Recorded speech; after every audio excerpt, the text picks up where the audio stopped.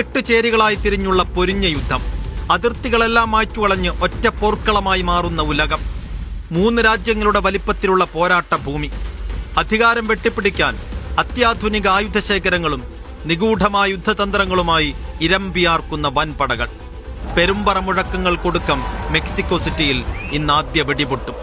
കുമ്മായവരക്ക് തീപിടിക്കും, ഗാലറികൾ കത്തിയെരിയും, അട്ടിമറികൾ, ഉയർത്തെഴുന്നേൽപ്പുകൾ, വൻവീഴ്ചകൾ, ആർത്തനാദങ്ങൾ, അങ്ങനെ ലോകത്തെ മുൾമുനയിൽ നിർത്തുന്ന 1.5 മാസക്കാലം.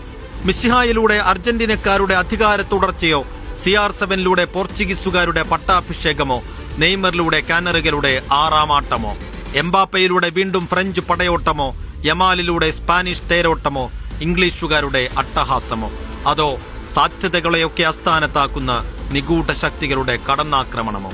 ഒരു ഉറപ്പുമില്ലാത്ത 1.5 മാസക്കാലം.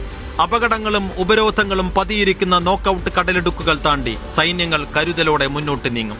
അവസാനം ജൂലൈ 19 ന്യൂജേഴ്സിയിലെ മെറ്റ്ലൈഫ് സ്റ്റേഡിയത്തിൽ മുഴങ്ങുന്ന ലോങ് വിസിലോടെ വെടിനിർത്തൽ നിലവിൽ വരും. പുകപടലങ്ങൾ മായുമ്പോൾ പുതിയ രാജാക്കന്മാരുടെ ചിത്രങ്ങൾ തെളിഞ്ഞുവരും.